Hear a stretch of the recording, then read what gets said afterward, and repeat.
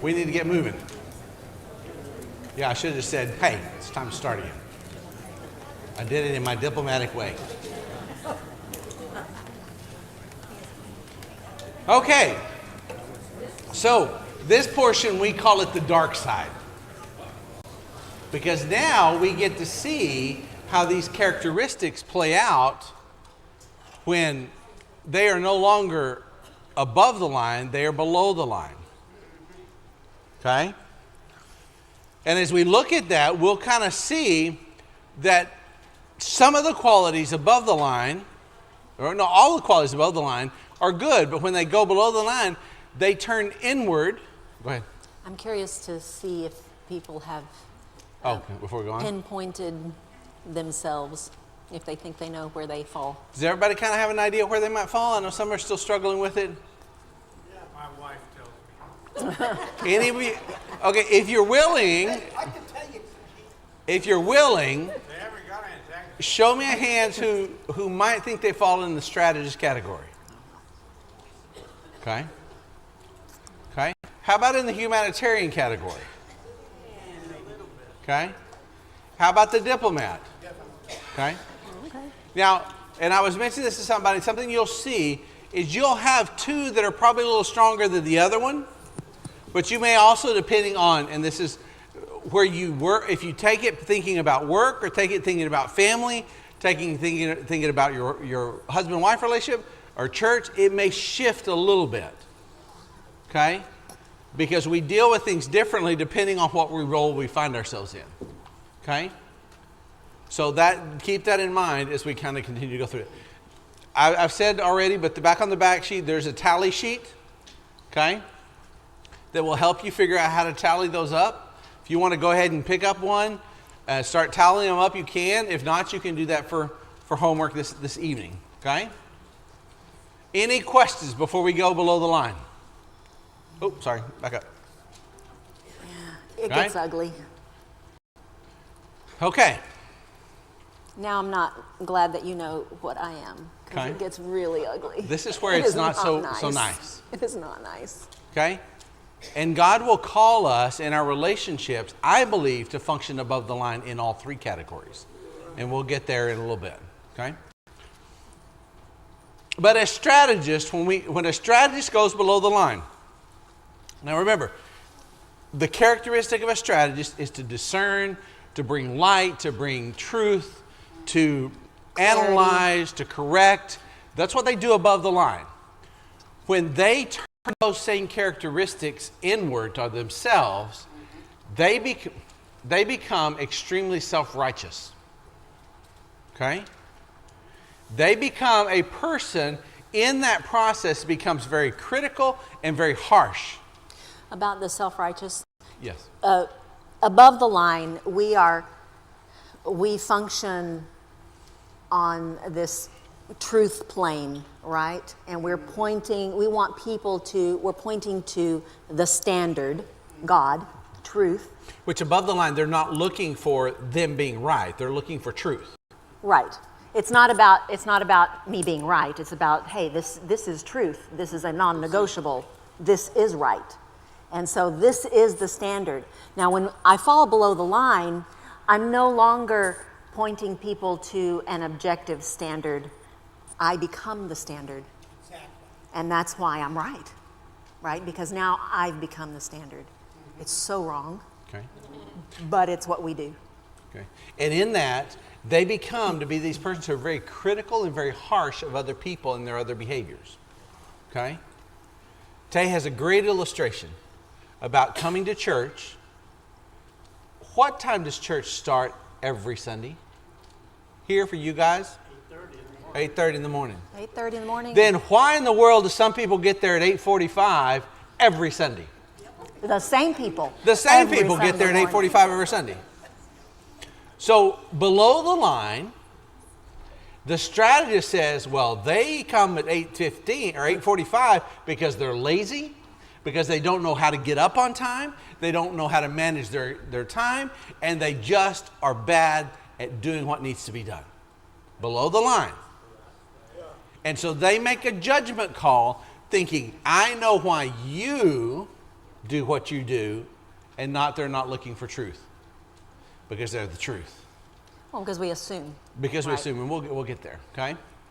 Now, a humanitarian below the line, when they get to turn this passion they have Compassion. for serving others and being compassionate towards others, when they turn that inward, they become people pleasers. They become self-serving. They become people that are all about doing what has to be done, not because it needs to be done, but because they don't want anybody to feel, or they want people to feel sorry for them in that process.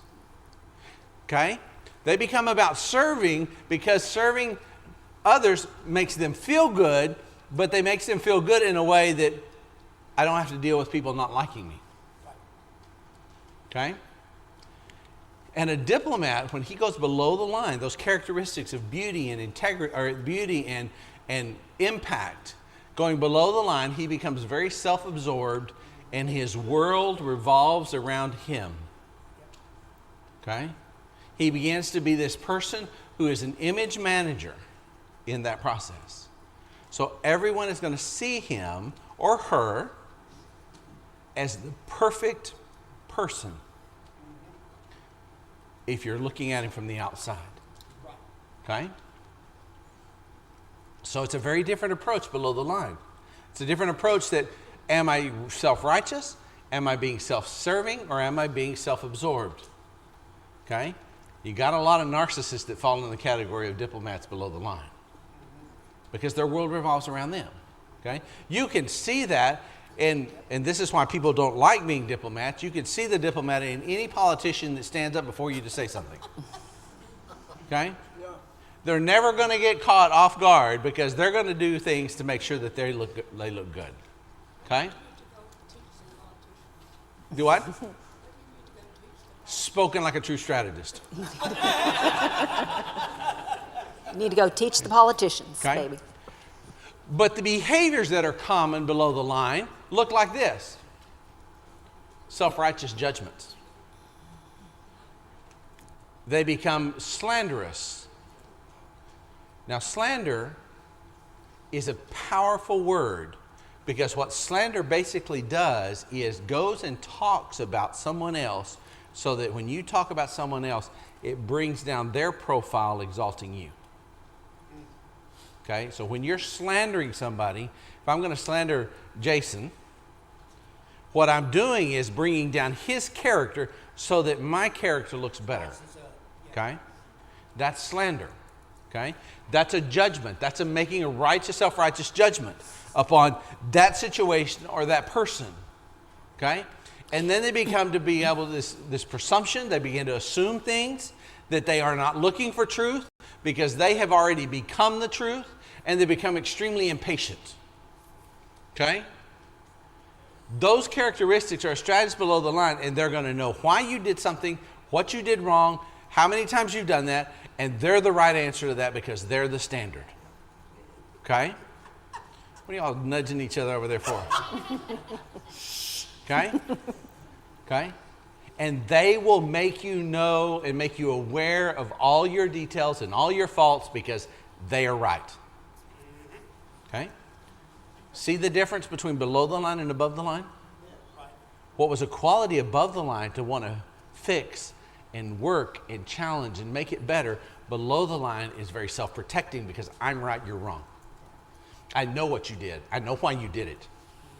Becomes very different. Okay? Okay? My way is the right way, which is the way they feel often in that process. Okay? Humanitarian below the line becomes to be an enabler. Okay? Their desire to serve, their desire to be compassionate towards others, becomes their enabling others to do things that are not right. Okay?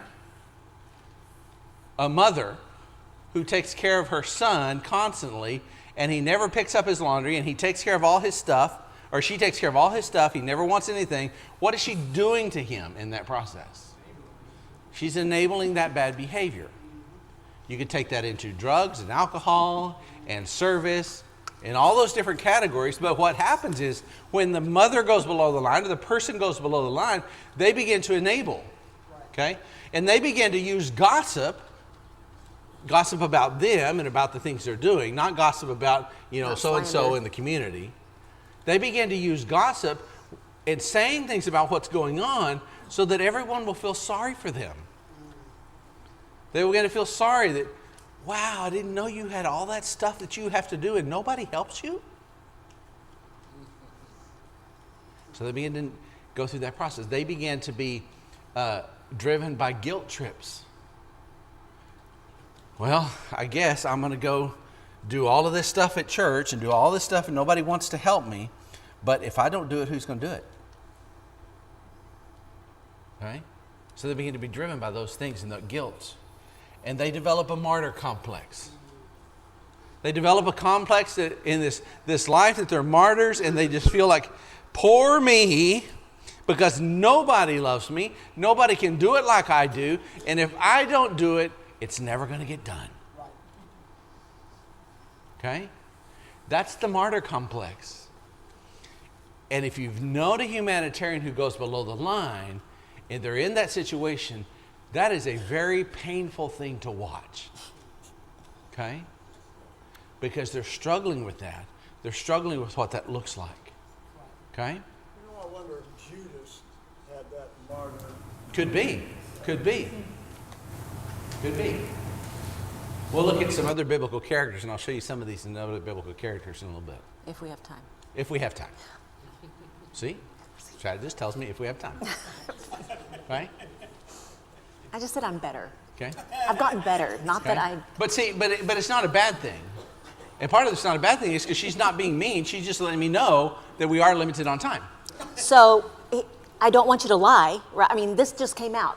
I wasn't meaning all of this, but Man, I wanted okay. to be truthful. Wait, so stop. I've got to, make sure that. Every time we do this seminar, and then I'll let you finish your thought. Every time we do this seminar, we're going through the seminar, we're talking about it, we're like, oh, that's another way we did that wrong.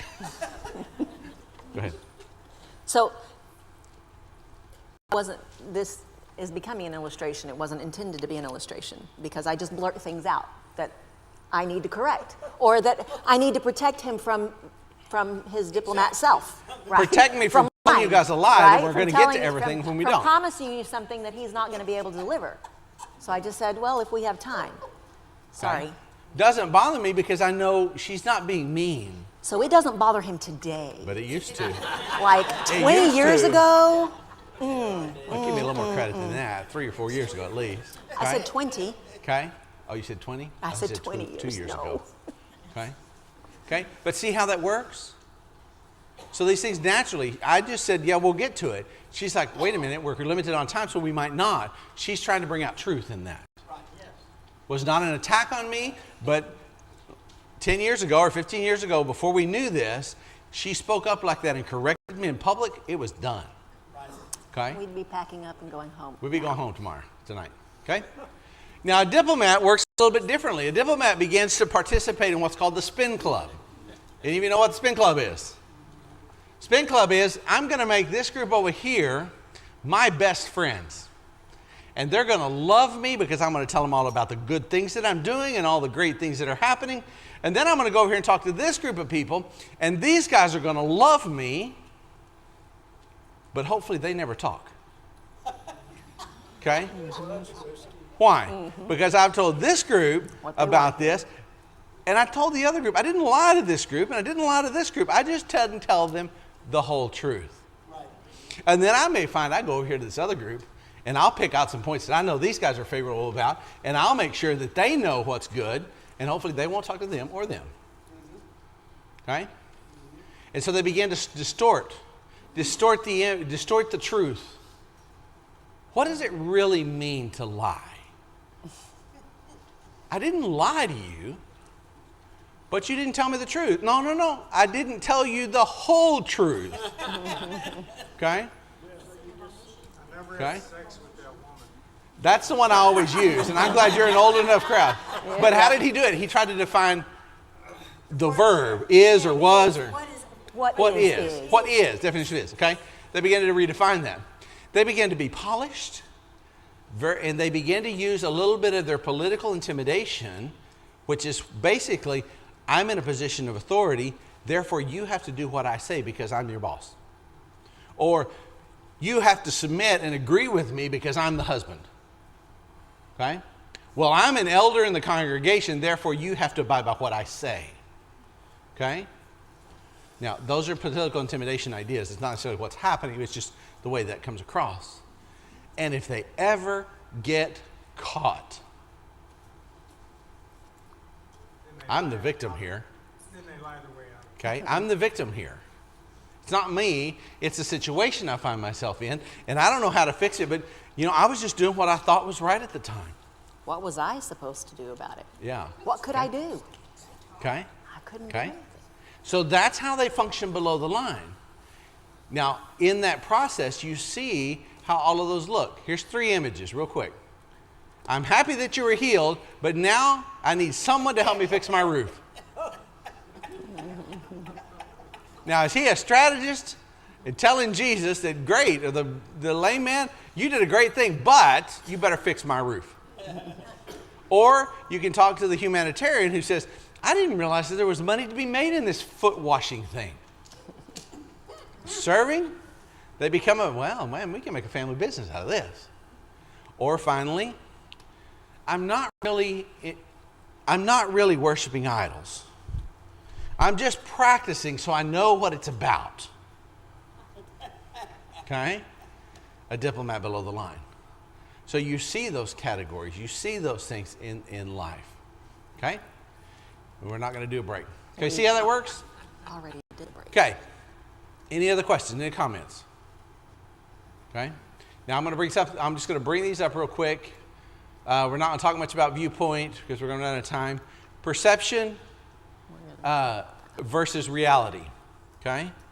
Now, often when we see another person in what they're looking at, if I'm looking at my wife and she's trying to do something from a strategist point of view, I may look at her and says, man, she's a threat. Because she's attacking.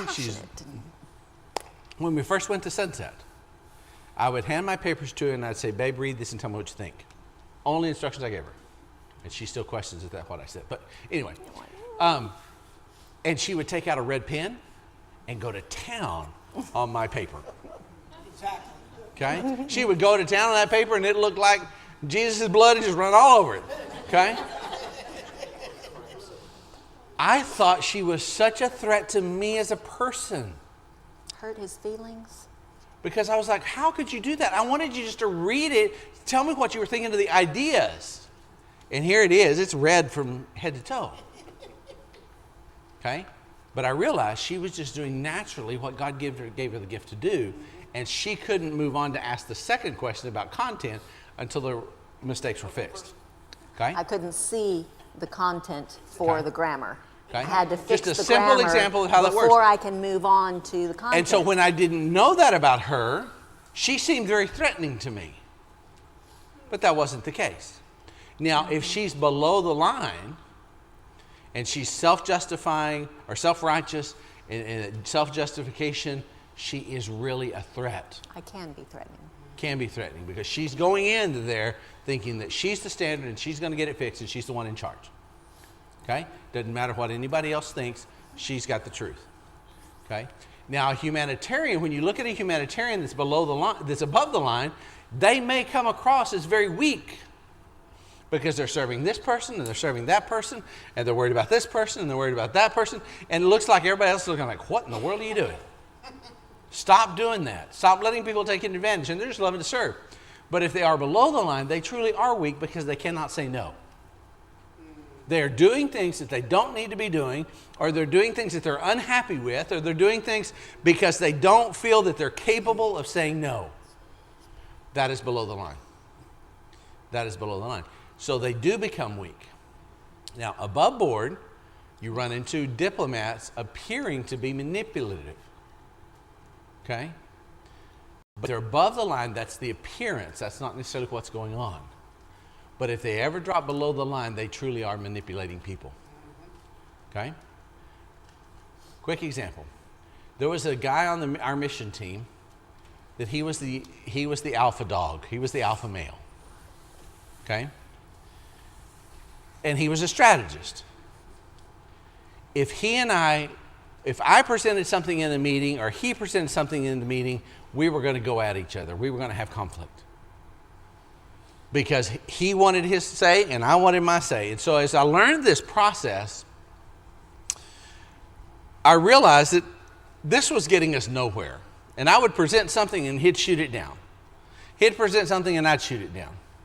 Well, after learning this and figuring out in my mind who I thought he was, I said, how in the world can I just make sure that my idea gets heard by the whole team? Okay? So what I learned to do, he's a strategist. He's very analytical. He's very precise, fixated, discerning.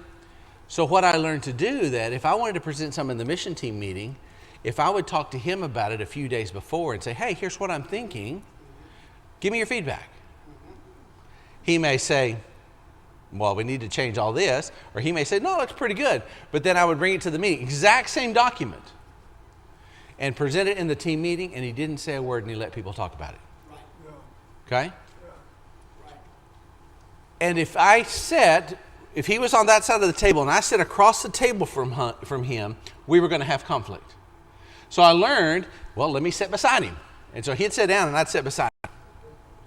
You know, those two things reduce conflict in our mission team. Because I was trying to figure out how to get the points across. Still to this day, she struggles that I manipulated my teammate into getting what I wanted. It just feels manipulative. It just feels that way. Okay? Okay? Now, I realize, though, that there was no other way for him to get his ideas across, Okay. to be able to be heard by everyone. Now that's right? above the line. Right.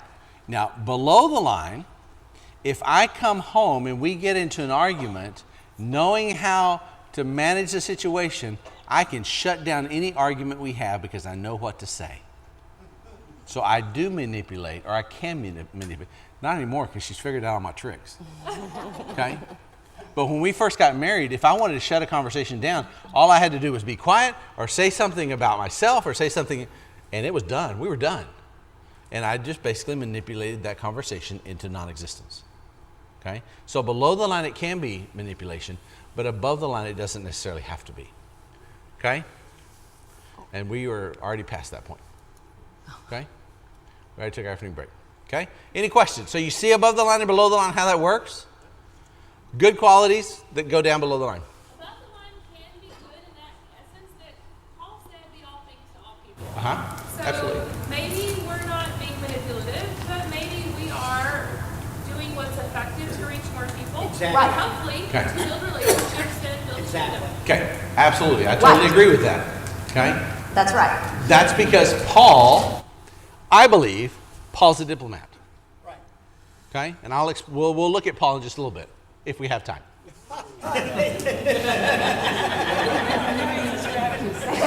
See? I learned a few things. Yes.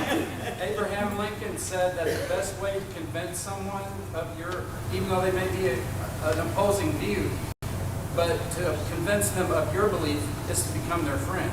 Okay? Abraham Lincoln, probably a diplomat. Because a strategist is not about becoming their friend. No, It's about getting what's true. Tell them about Susanna before we go to the next one. Oh, no, we'll get there. Okay? Okay? Because we're going to talk about the power of this model. Okay? We're going to talk about where it's truly useful to you in your marriage and in your relationship. Okay? It's a two-sided coin.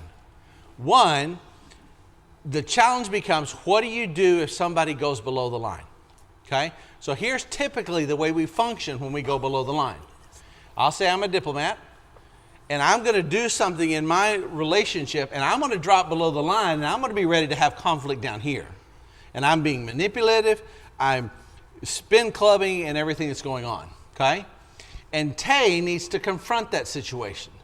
So typically the way we do that is, I'm the strategist, so this is the grid, right? He is the diplomat, and he has fallen below the line. I'm the strategist, and I am going to fall below the line. And we're going to duke it out down here. okay? and she's going to talk about how you're wrong and you shouldn't do that and this and that, and she's going to come up all that different I'm not strong aspects. enough Okay. anymore. Stay down here. Okay. And what we're expecting is we're finding below the line. Basically, we're saying, if you'll get your act together and go above the line, I'll step above the line. Right. So what we're trying to do is to push the other person above the line. And she's trying to push me above the line. And how successful is that in our marriage? If you will do what you're supposed to do, then I'll do what I need to do. Doesn't work. And we fought over the same things all the time. Okay? So there is a correction point of this. At what time are you going to lay your life down for? Okay? Okay? So there's a correction point of this. But also there's an encouragement point of this. Because if I need to encourage her to do something, I can't do it as a diplomat. I can't talk to her about all this great, wonderful impact she wants to have. And she's going to be like, what in the world are you talking about? Or going to a humanitarian and trying to encourage them to do something. You can give them all the reasons, all the objectives, all the proof, and they're going to be like, no, I can't do that because that will make them feel unappreciated. So you have to figure out how to motivate them. So how do you motivate them? So that's where this comes into the power. So as you look at this, if your spouse goes below the line, or I'll go below the line. I'll go below the line. If I'm the diplomat going below the line, or I'm a humanitarian or strategist below the line, how do I deal with that? I'm here. She will show you how to deal with that. You have to step out of your strategist, humanitarian, diplomat, whatever you are, and go over to your spouse and pull them up above the line. So you've stayed above the line the whole time. Does that make sense? So she will have to move from her comfort of a strategist over into the category of the one you're trying to confront and basically throw a lifeline down to them and help them come up. Okay? If I'm a diplomat and going to confront a strategist below the line, I have to move out of my diplomatic comfort zone, go over to the strategist and help her come up. Never go below the line to her and try to push her up. So what you're saying is you have to become a strategist to bring her up. That's exactly what I'm saying. But For above that the line. conflict or for that issue. Right. Okay? Because that's the way we grow in who we need to be for one another. Okay? It's the same thing as the redemptive idea for behavior. If I'm over here and she's below the line, I have to redeem her, not by making her who I want to be, but go over and redeem her and get into her box and help her come up. And vice versa. Or in the middle. See how that works? And until we learn about who we are, until we learn about who our spouse is, we'll stay below the line fighting it out. Okay? Here's how it works. Here's your challenge. When a strategist and a humanitarian and a diplomat are below the line, here are the three main sins that they're struggling with. Pride. For the strategist. Fear. For the humanitarian. And deceitfulness. Diplomat. Okay? Okay? To make those come up the line, we have to help using an antidote for the strategist, which is humility. To a humanitarian is courage, and to a diplomat is honesty. We have to do that. I cannot make my strategist wife do anything if I'm talking about honesty, because she functions in an honest, integral portion of her life naturally, even below the line. And she can't do that for me. So when we deal with that, that's how we look at it. Here's your examples. Galatians chapter 2, verse 6 and 6 through 21. It's a pretty famous situation that's going on. And we're not have time to read it all, I don't think. Okay. Pretty famous situation. We know Peter, and Peter was pretty impetuous. Peter opened his mouth and his foot went in many times. But Peter was passionate. He was spirited about what he needed to do, and he knew what was truth, and he was going to make sure that everybody else knew what was truth. Think about when he told Jesus he wasn't going to go to the cross. Okay? It's right or wrong. Jesus, you're wrong. We know that he was below the line at that point because he was telling Jesus that Jesus didn't know what he was talking about. God also uses Peter to go to the Gentiles. But even God has to convince Peter of what he's supposed to do. So when Peter goes up to Galatia, and when he gets up to Galatia, Peter begins, because he's understood that Gentiles and Jews are the same. He's eating with the Gentiles, and he's having a great time. But when some of his friends come up, who are strategists or who are creating this issue, what does Peter do? He kind of steps back from his relationship because, well, maybe they are right. Okay? Think about how Paul chooses to confront Peter. He says, I went to Peter and I confronted him to his face and told him what was wrong. He confronted Peter as a strategist, even though Paul, I believe, to be a diplomat. Okay? What did he do? He went as a strategist and he took some characteristics of strategists and he went to Peter and he said, okay, Peter, first off, I'm going to be extremely bold. He's about to confront one of Jesus' top 3. Okay? You don't do that without much courage. But he stands up to him. When he goes to Peter, he says, this is the problem. He identifies that problem. He exposes the problem. He tells Peter exactly when he had done it, exactly what was going on, and he provides a solution to the problem. Okay? If you're going to confront a strategist or you're going to encourage a strategist, you have to start with being bold, identifying the issue, exploring the problem, and have a solution in mind. Because remember, the strategist below the line is a threat. They're threatening. And so you have to be bold. You have to decide, you know what? It's time. I'm going to step up and I'm going to confront. And then you have to do that. But if you go to a strategist and there's no way to fix what you said they've done, what can they correct? What can they correct if there's nothing they can Just do? You frustrating. don't know what you're talking about. Okay? But if there is a solution, if there's a corrective nature of that, if there's a recognition that this was done on purpose, okay, then the strategist will typically put it back the way it was. I'm using the example of her fixing my PowerPoint. Okay? So they will fix that. They will autocorrect because their whole being is about being truthful. It's about being analytical and it's about being correctiveness. And so if you prove to them there's something wrong, okay, they're going to be like, oh, of course I'll fix that. And they'll do what needs to be done. But as you look at a strategist, you have to make sure that when you're dealing with a strategist, you're focused on facts, not feelings. Evidence. And what? And evidence. And evidence. Okay. Specific evidence. So if you're confronting a strategist, you better have your proof, when, how many times, who was involved, okay, just in you and the person, and you better have a solution, because if you can't give them those, they will feel helpless and they will just blow you off. But if you can give them those, it's very probable that the problem will be solved. Now, the challenge is, if a strategist is too far below the line, their pride is so strong in what they know, they can't listen to you. Okay? The struggle for the strategist below the line is that they feel they're so right that they have no reason to listen to you because you're wrong. Yeah. Only with humility can that change. Okay, does that make sense?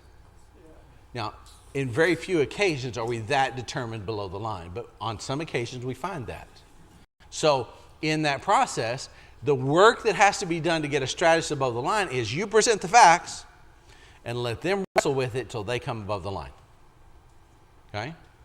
Make sense? Yeah. In Acts chapter 15, we run into Paul and Barnabas. And they're having a conflict over a young man named John Mark. And John Mark has gone with them on a missionary journey, but after a few stops, for whatever reason, he goes home. And now they're about to start a second missionary journey. And on this second missionary journey, Paul says, I'm taking Silas. And Barnabas says, no, we need to take John Mark. How do they deal with it? It says they have a heated discussion. And Paul says, I'm going with Silas, you deal with John Mark. Okay? John Mark, or Barnabas, is an incredible humanitarian. Why? Because he stands there for John Mark, and he makes sure John Mark does not get left behind in the spiritual maturity of the gospel. Okay? When Paul, or Saul, was having trouble because the Jews didn't want anything to do with him, who goes and finds Paul? Barnabas. Barnabas is a humanitarian that wants everybody included. Okay? But when it comes to that process of difficulty between Paul and Barnabas, Barnabas says, that's okay, Paul, you go do your thing. I got John Mark. Right. Okay? And he works with John Mark. And he's passionate about working with John Mark. And guess what happens with Paul at the end of his life? Calls John Mark. He calls John Mark. Exactly. Who took up John Mark? It wasn't Paul. It was Barnabas dealing with the conflict with Paul in a humanitarian way. Because if it had been up to Paul, see you, John Mark, we're not anything to do you, and we'd never know that Paul needed John Mark. Okay? So when you deal with a humanitarian in conflict or in difficulty or in ideas or encouragement, you have to be very gracious to them. You have to go into them very gracious in the sense that you're there to show grace. Okay? When you deal with a humanitarian that's in conflict or that they've gone below the line, you really have to empathize with not just them, but with so-and-so who was their friend, or with this person who was their friend, or this person who was their boss, and this person over here, because you have to figure out how this affected all of them, not just the person you're talking to. Okay? So you have to be very empathetic in that process, and you have to make sure that this wasn't the first time they made this mistake, because you have to forbear this issue. You have to show them, or they have to have seen in their lives that this is a process of growth, and you're not jumping on them the first time they do anything wrong. Okay? And you've got to be able to listen to them. You've got to let them talk. And you've got to let them talk about this. And you've got to let them talk about this. And they're going to go, and it's going to like this eternal circle that goes round and round and round say the same and thing round. over and Okay? over and over again. Okay? Until they eventually get to the point they realize this is the issue. Okay? Now, how hard is that for a strategist when one of the challenges for strategists is patience? So hard. Okay? It is so hard. We tag teamed so many times with our daughter because I was out of solution. I mean, I'd give her a solution and she'd go, yeah, but. And I'm like, oh, okay, another solution. Oh, yeah, okay, but. And I'm going, Strategist is trying to give her solutions to her problem. What our daughter wanted is you to listen to my problems and come to a conclusion, or let me come to a conclusion after I've told you all these problems 10 or 15 times. Okay? Okay? Okay? But the problem is if you challenge them in that way to get it done, they will not move above the line. Okay? You deal with humanitarians that they're struggling with being who they need to be, doing what they need to do, knowing what, and they know what's right. Okay? But they don't have the courage. They don't have the courage to do that. Exactly. Okay? And so what you're challenging them to do is to have the courage to do what they've already understood to be right, because it'll be okay if they choose to do something different. It'll be okay if they choose to tell someone no, because I'm not going to go pick you up at 3 o'clock in the morning just because you were too lazy to fill your car up with gas. Okay? Judgment? And in that process with them, the whole process has to be about how people feel. You mention the word feelings to a strategist, and like, so? If you mention the word feeling to a humanitarian, they're like, oh, you get me, don't you? Okay? Yes, sir. Well, another example of Paul is from 1 Corinthians chapter 9, when he said to the Jew, I was like a Jew, to the one under the law, or one outside the law, he was like them, or if they were weak, he became weak. So that's that humanitarian way of thinking. There is part of that, yes. There is part of that. Okay? Diplomat. Any of you remember those toys that you squeeze, and the more you squeeze them, they kind of pop out the top of your hand or the bottom of your hand? Okay? And you try to get a hold of them, and it's really hard to get a hold of them. That's confrontation with a diplomat. The best example I've seen in Scripture that shows us that is 2 Samuel chapter 12, when there's a king who I believe is a strategist.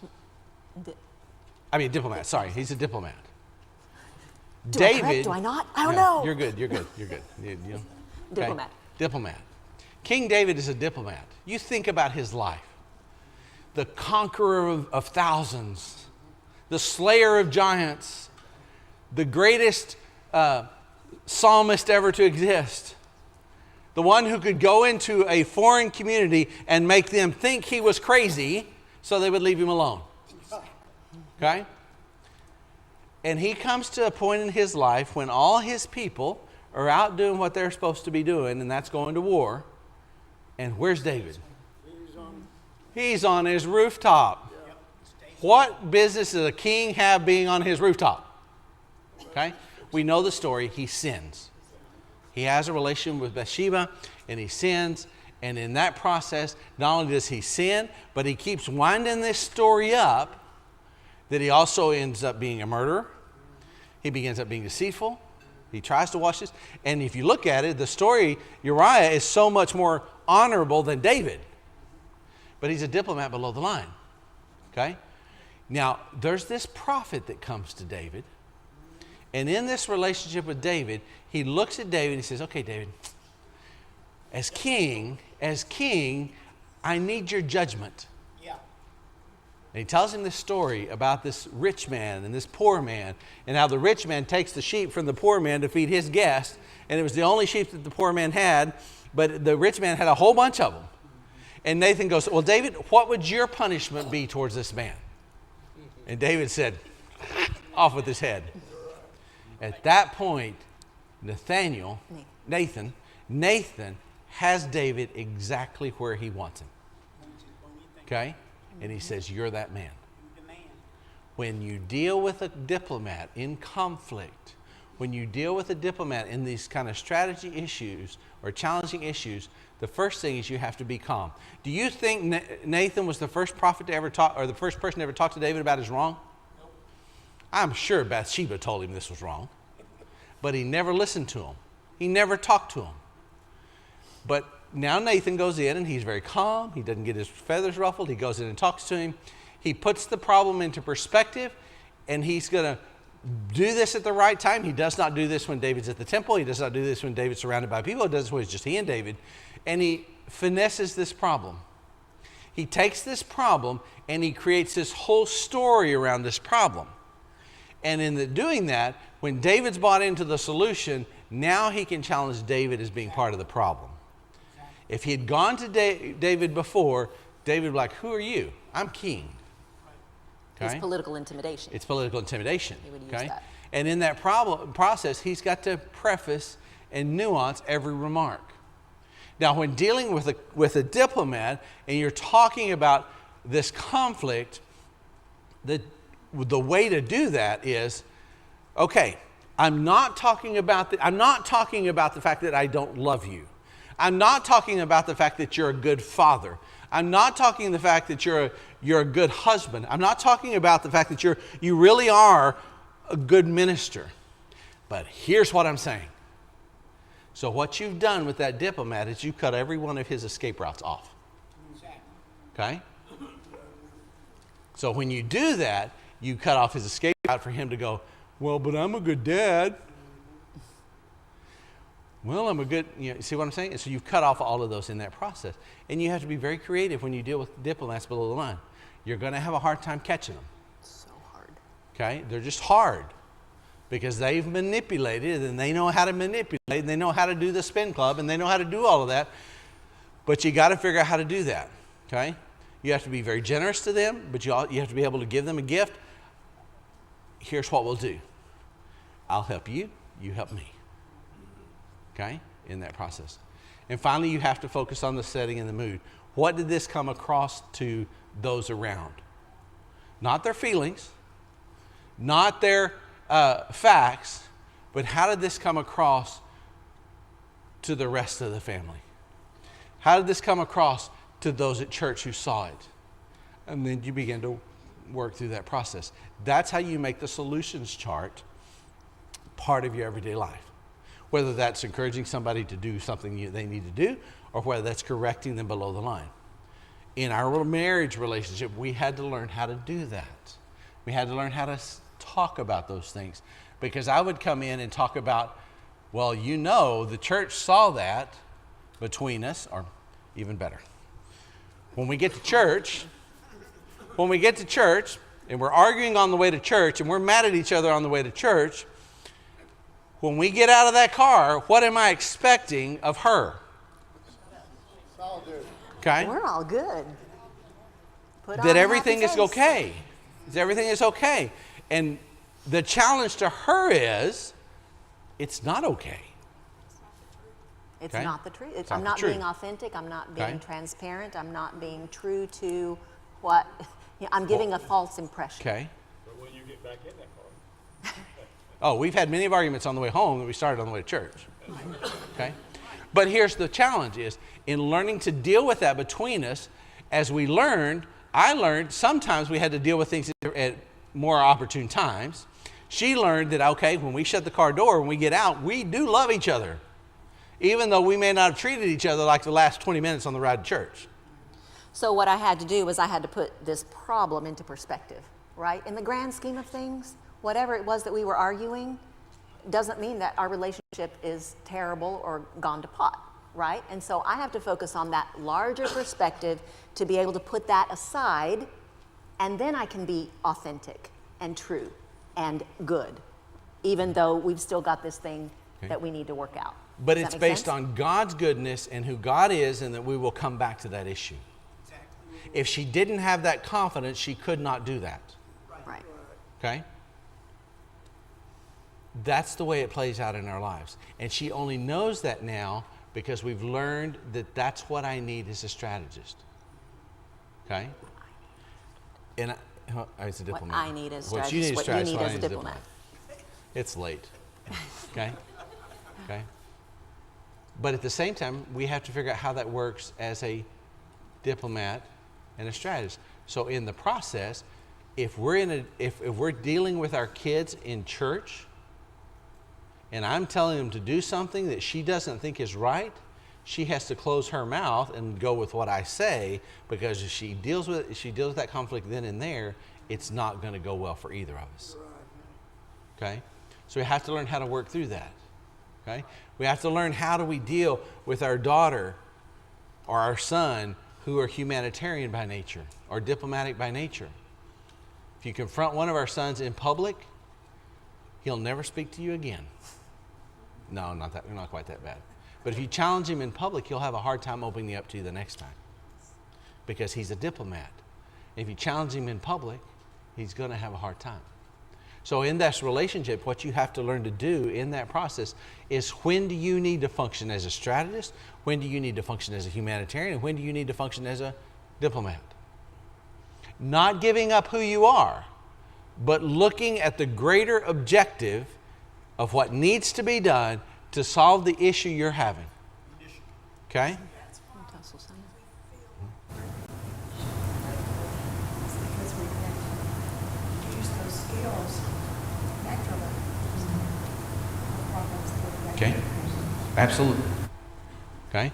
But at the same time, there are issues that we're dealing with that we've stuffed so far down for a diplomat, or a humanitarian is let get out of their hands, or a strategist saying, I'm right and you're wrong and there's nothing you're going to change about that, that we've ingrained ourselves into those below the line characteristics that we can't think and hear each other clearly.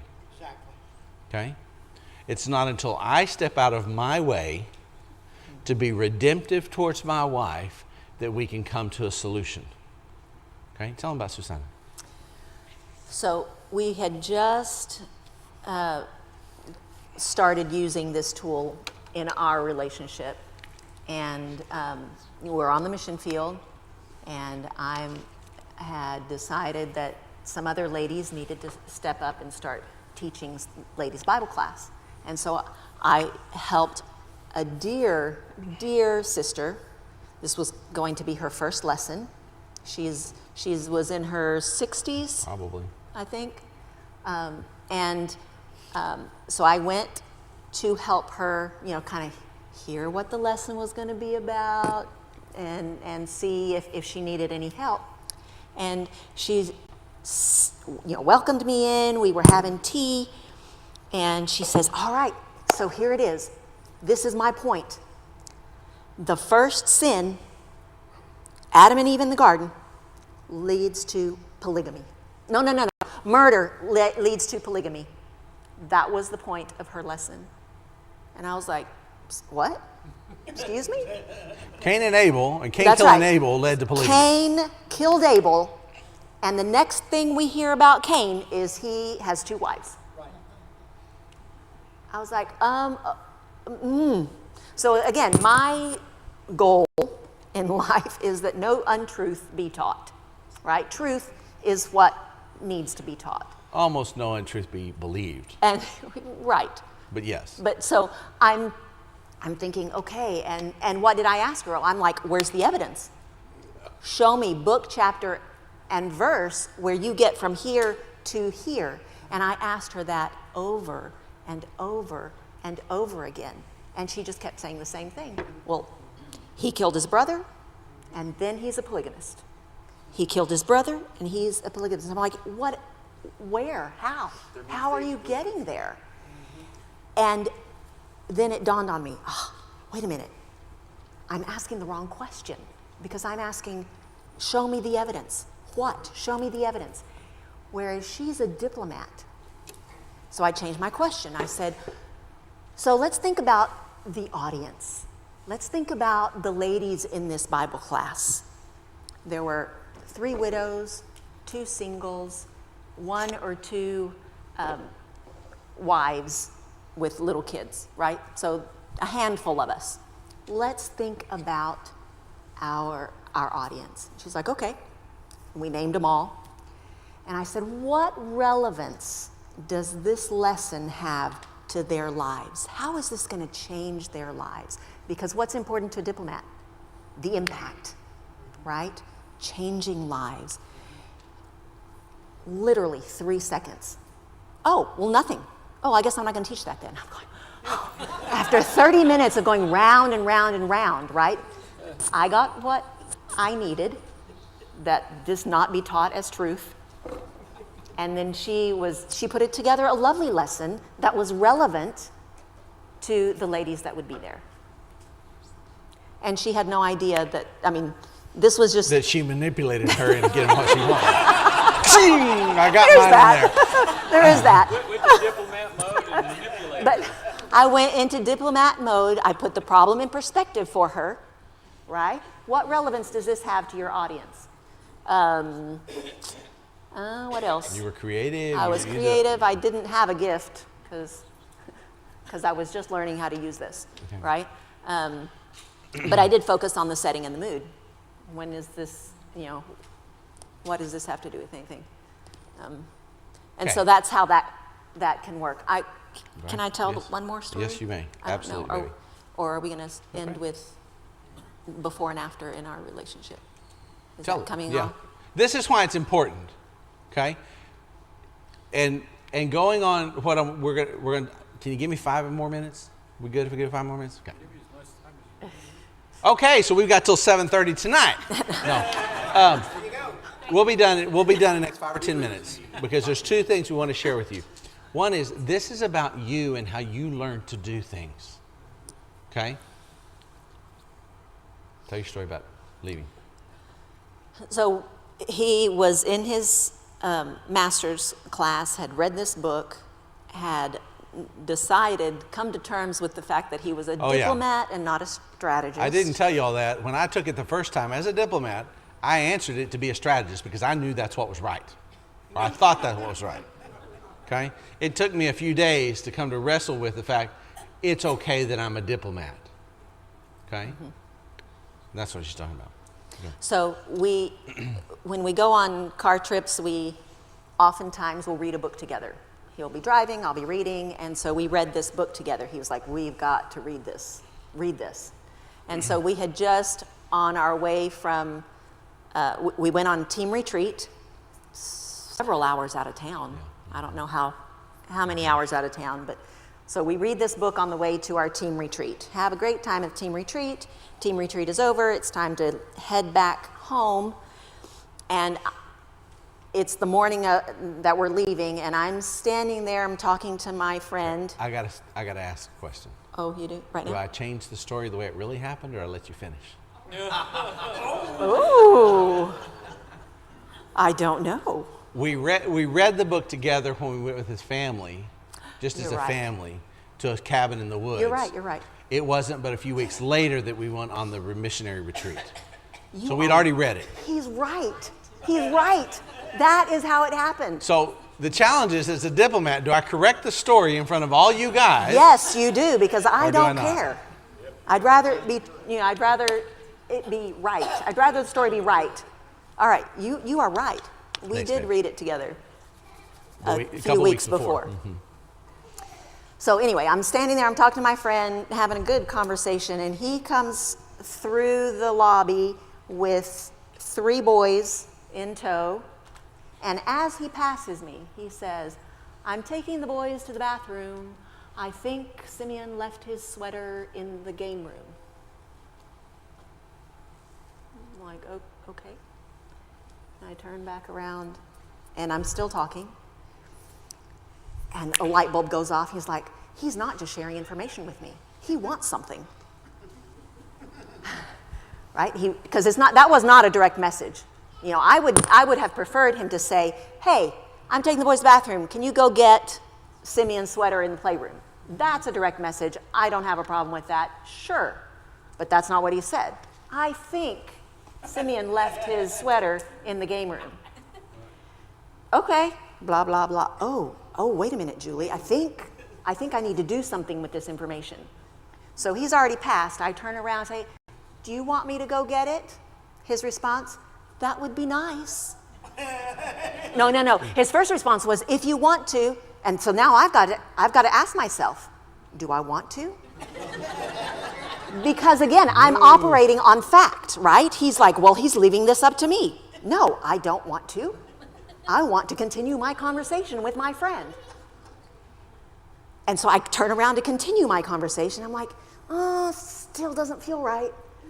So again, I clarify, because I'm wanting to clarify his expectations of me. I can go get it if you want me to. And that's when he responded, it would be nice. Again, not helpful. Because it's I told not her exactly what I wanted to do. Turn back around. By this time, he's gone around the corner. He is taking the boys to the bathroom. I turn back around to Julie and I say, you know what?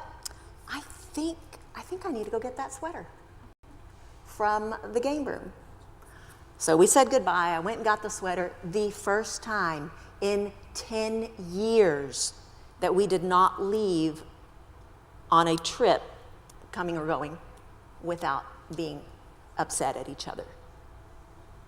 It was mind-blowing. It was like, whoa. I understood what he was saying. It did. It blew my mind. All of a sudden, I understood what he was actually saying, asking me to do, and I didn't have a problem doing it. I just never know that that's what he was asking me to do whenever he would give me these things of information. Now I understand your code, and it has changed our lives. It has absolutely revolutionized the way we communicate. I can still ask for clarification, and he can be more direct, right? Or sometimes I don't even need clarification. I actually know when you say, hey, what do you think about? I can go, I think he wants me to call Chuck and Christy and ask them over for supper. Right? So, closing comments. This process, and it's what I talked about in the sermon, this process is about spiritual maturity. This process of what we're trying to share with you about your marriage is about spiritual maturity. It's about learning about yourself and doing what your spouse needs instead of what's more natural to you. Okay? It's learning about how to live a redemptive relationship as God did for us. And the more we learn this process, the more we learn to do it with everyone around us, the more we learn to do it with our marriage. So when we talk about Ephesians 5:21, when God calls men to love their wives, we have to love them the way they feel loved, not the way I think they should be loved. When God calls women to submit to their husbands, they have to do that the way their husband thinks submission should look, not abusive submission, but because that's the way it should be. When he calls them for men to love their wives and women to respect their husbands, they have to figure out, am I doing what God calls me to do? Am I living the life that God calls me to live? Am I living above the line in my category so that if I'm above the line in my category, then we can build this relationship above the line? Okay? And I know that when I deal with Tay, from the simple things to the big things, I have to do it from a strategist perspective.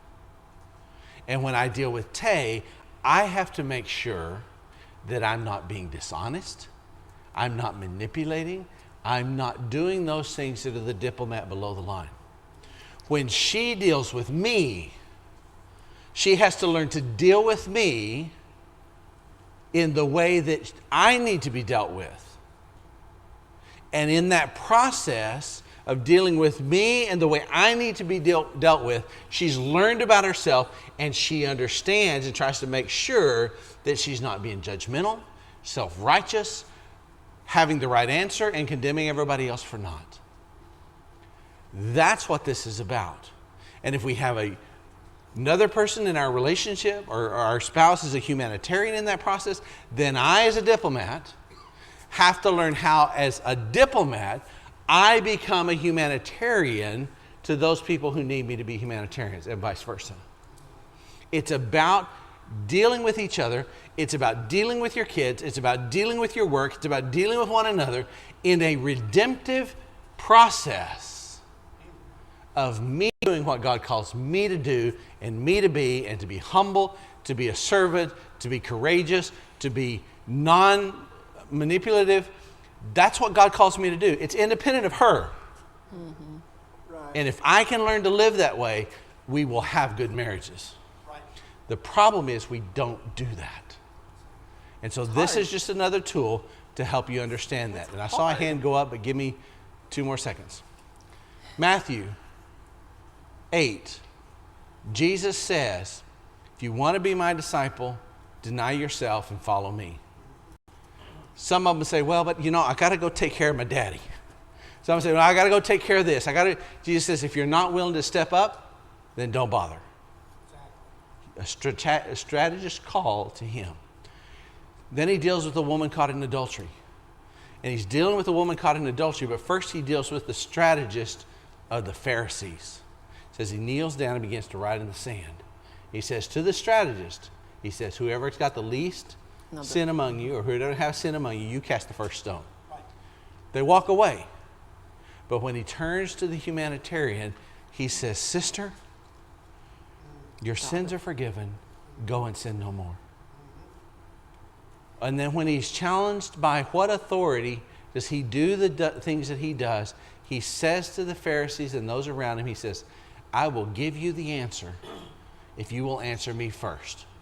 And he says, was John's baptism from God or from man? He's dealing with them in a diplomatic way because he knows that's how they need to understand the truth. That's what Jesus calls us to do. That's where he calls us to be. I saw a hand go up. Just wondering if you fall in the same category, how does that work? Typically seems to be a little bit easier. Easier? Yes. Unless you're both below the line and neither one of you is going to make the choice to do what's right. Okay? Okay?